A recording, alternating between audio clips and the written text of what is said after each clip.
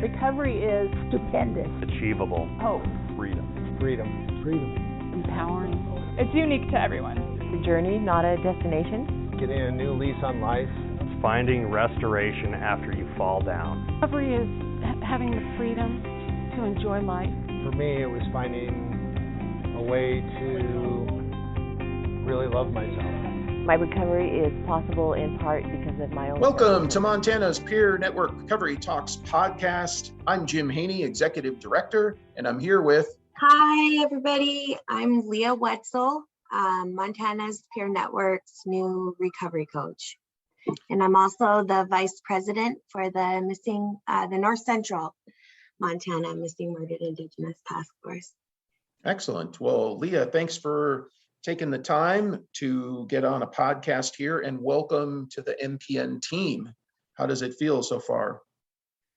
It feels great. I don't think I've ever in my life knew that people that I work with and work for could be so supportive. Well, great. So I Excellent. feel pretty blessed. Well, good. We're blessed to have you on the team. We're super excited. And today we're going to be talking about Native American recovery, and we're going to learn about MMIP. You heard Leah say that in her introduction. So she's going to talk a little bit about that.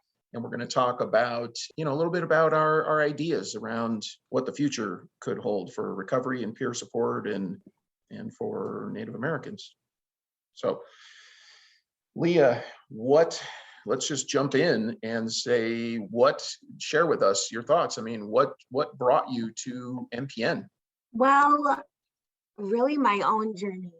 I've been an active addict since I was 13 years old, dealt with issues. And so at the time that I heard about your peer support training, I was in 8th Judicial Drug Court treatment court here in Great Falls. And I was working for an agency here in town, and I was there like 2 days, and they said, you would be great for this. And so I took the training, and just since then, I've just been so inspired and passionate about what I do. So be honest now, you took PS 101, you're on the team now, so you can tell us the truth. What did you think of PS 101 training? I swear, I thought I knew the gist of it. Mm-hmm. And it really, really gave me a bigger picture of recovery. Mm. That it wasn't just one pathway, that it was, people going to where people are in recovery, mm-hmm. non-judgmental, mm-hmm. were the first time I heard about a safe space, mm-hmm. all of that. And so I had my own interactions with peer support during one of the most crucial parts of my life. Mm-hmm. And so I had been already inspired by my peer support. I had Brett Korst. Oh, yes. I remember Brett. Yeah. I think it's his birthday today, too. Hey, happy birthday, Brett, if you're listening. Happy belated birthday. You might not be listening today, so we'll say happy belated birthday to Brett. That's right. Cool. Well, yeah, I think that, one of the things with Peer Support 101, I mean, I think that's the feedback that we get, that's what we hear. We hear a lot around that, the many pathways, and helping people understand that recovery can happen in a lot of different ways. And it can happen for a lot of different reasons, right? Like I remember early in my recovery, I had this idea that, so I had a co-occurring diagnosis, and it was like, oh, I can be in recovery because I drink too much, but there's no recovery for mental health.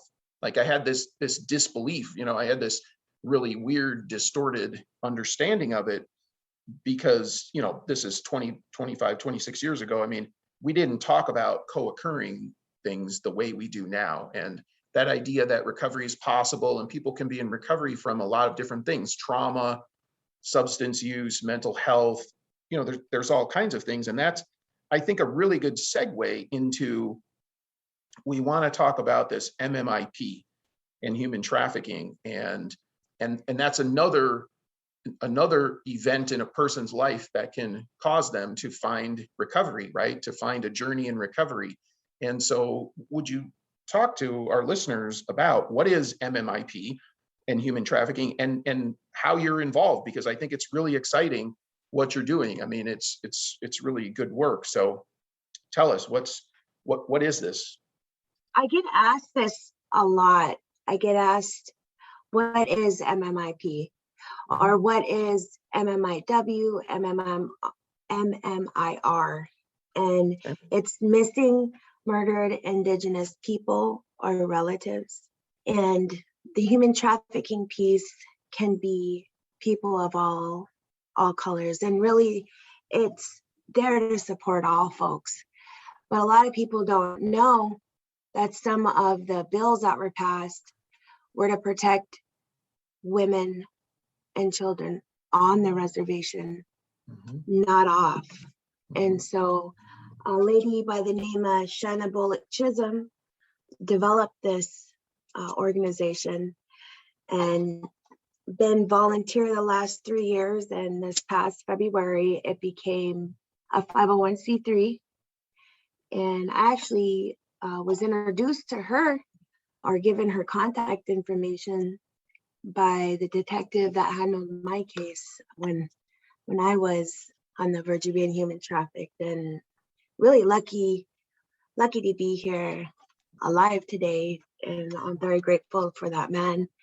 But I was developing a women's empowerment event, and I had a panel. This is when I was partnering with the Sober Life, and I had a panel of women that had been through some very traumatic experiences and made it out to the other side.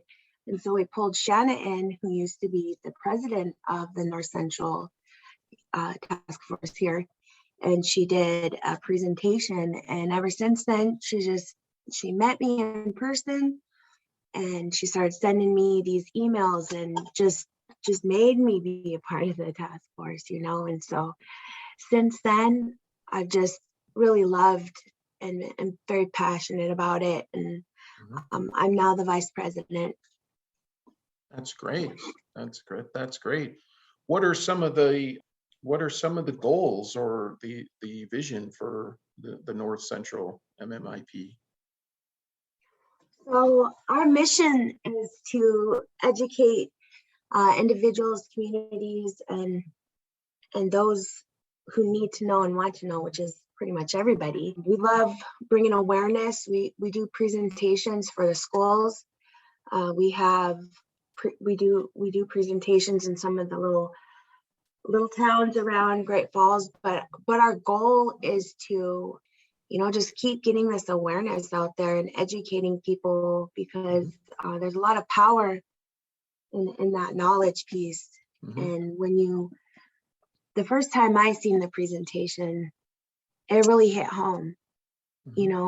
There's a part in there where I want to say it's like 7-8 minutes of a song, or no, they go through 2 songs, and it's still going. It's still rolling pictures of missing Indigenous people. And so that really hit home to me. And then just the awareness of like what to look for. And I'm just like surprised how many people didn't, they don't know what the acronyms are, or they don't know what the red stand stands for. And I just love sharing the knowledge that I've learned with these people. I love being able to see the fire be lit underneath them and them get involved. Why do you think that this is such an issue on Montana reservations? Well, Montana is a state that has, it's up there with one of the states that has the most tribes in it. We got 8 tribes now. It's very rural. It's a very rural area.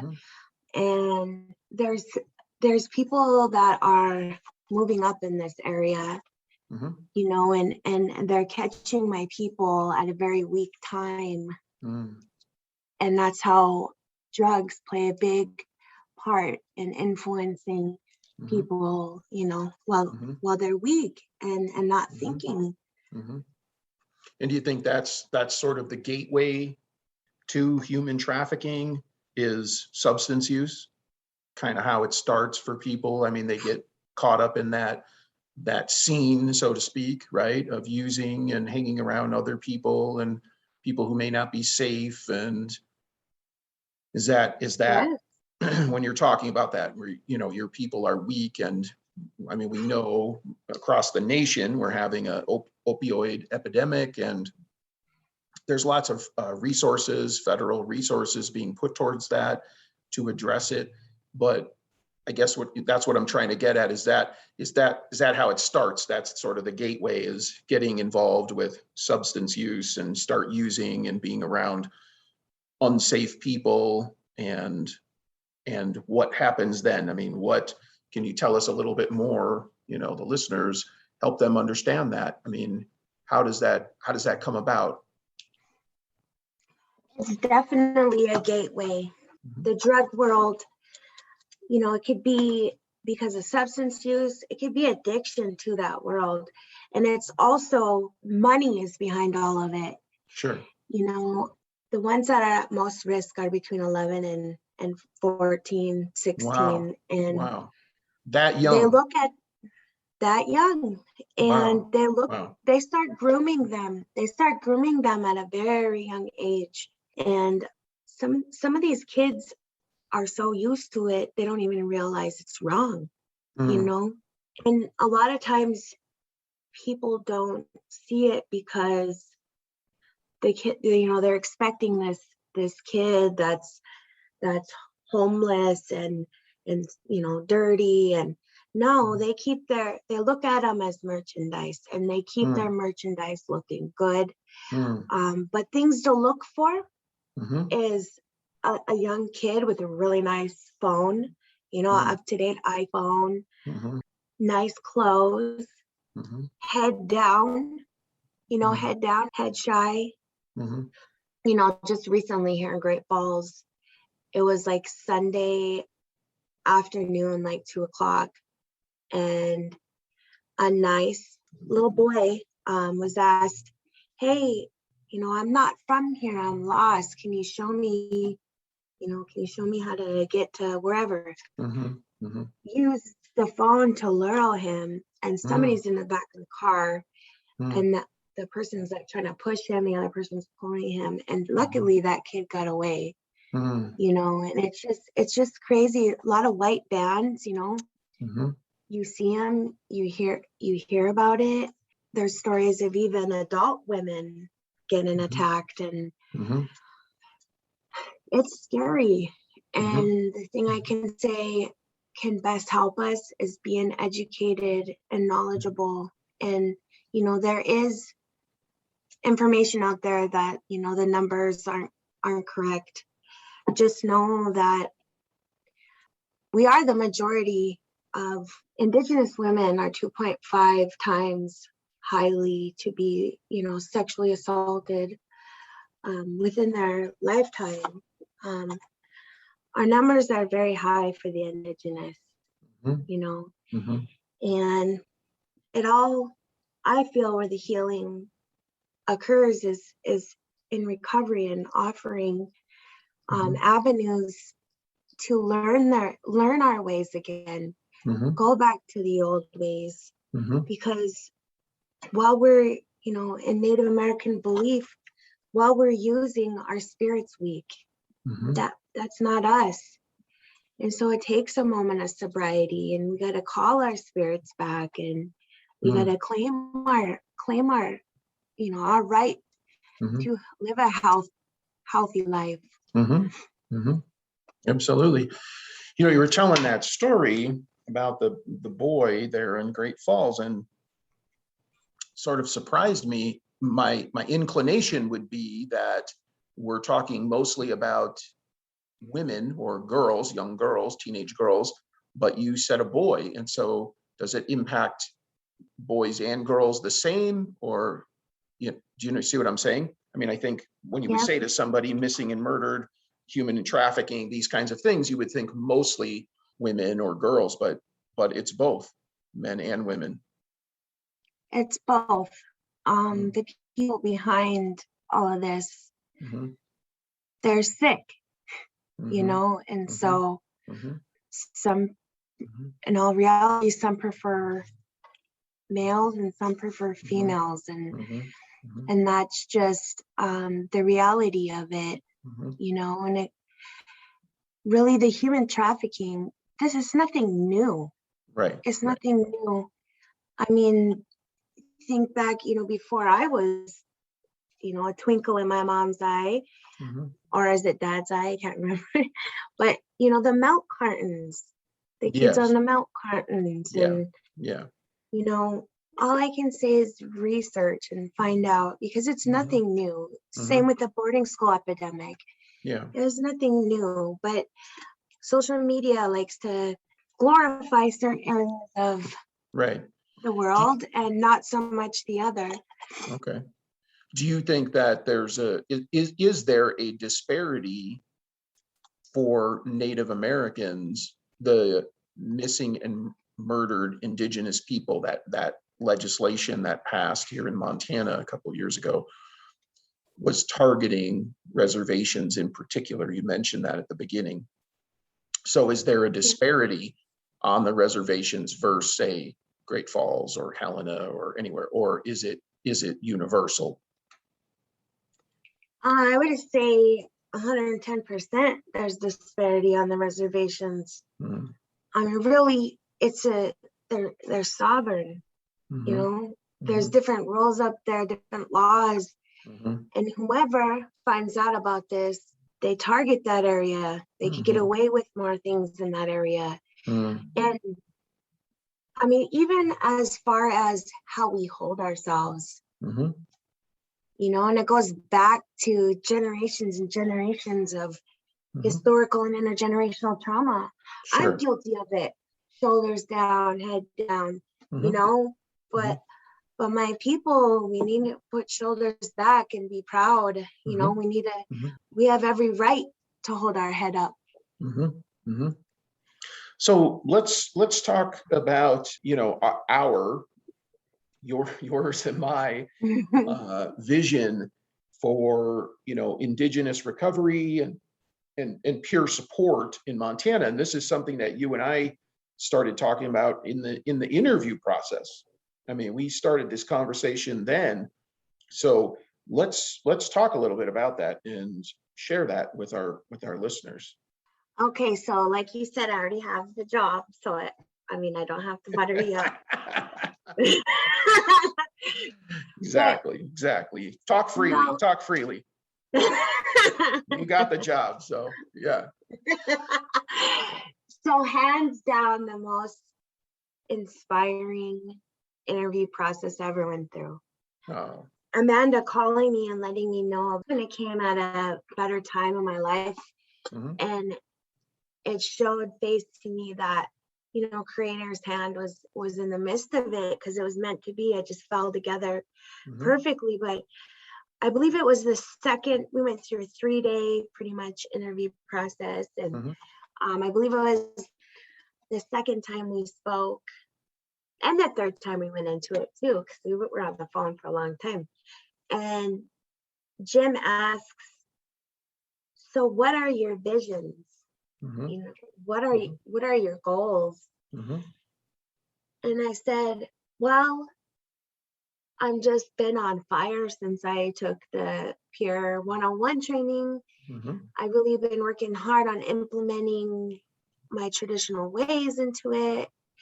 And I just feel like, you know, offering this to my people in a setting like a safe environment for human trafficked, having like certified peer support there working.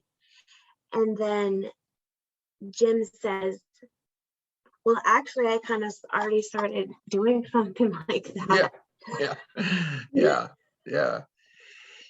I, you know, many years ago now, I mean, I hate to say it, it's been, you know, probably like 5 years, Montana's Peer Network, we've been going to reservations particularly the colleges, seemed to make a lot of sense to me to go to the colleges. And could we get Peer Support 101 into all of the Native American colleges across the state so that the class could be taught, in my mind, culturally appropriately, right? Like I say this, like I go to Blackfoot College and I teach PS 101 and I introduce myself and I tell everybody my little story about how I got introduced to reservations in Montana, and it's this hilarious story and everybody laughs, but I say, look, this is a white person, who's going to teach you about peer support, but really, I think Native American culture already lends itself to peer support. You already have, that's already embedded in your culture.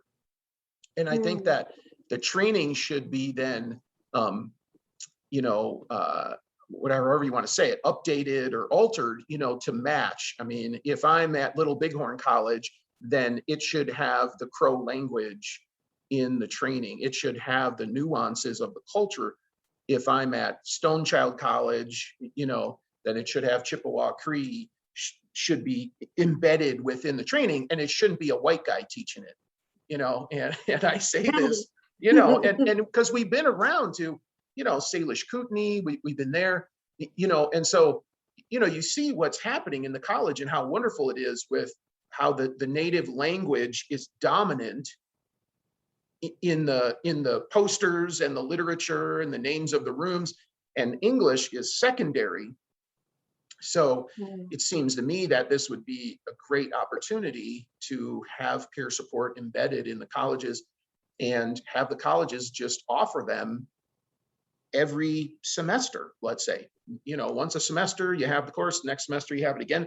Then you could train as many peer supporters as you want. I mean, you could, if you had it twice a year, right? That was my vision.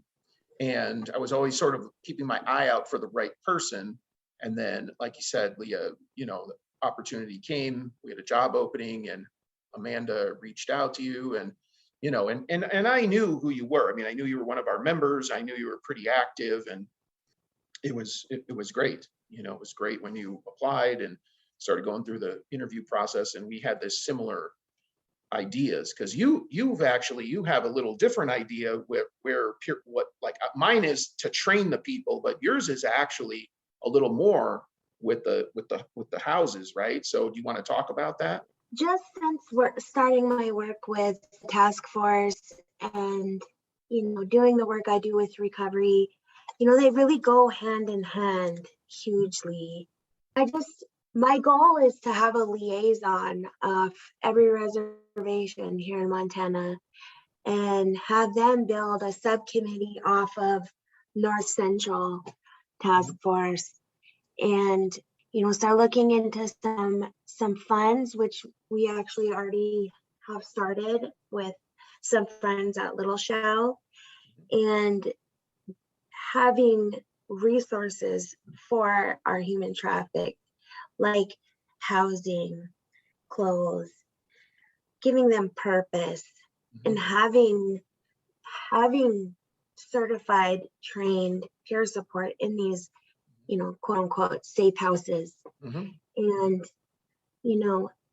letting them learn their ways, these peer support be implementing the language, the culture, the ways, and letting them get back in tune with their roots, and teaching them, the 8 dimensions of wellness, and teaching them, how to stay economically stable, because there's a huge pushback for folks to come off even the reservation, to stay economically stable in the quote unquote white man's world.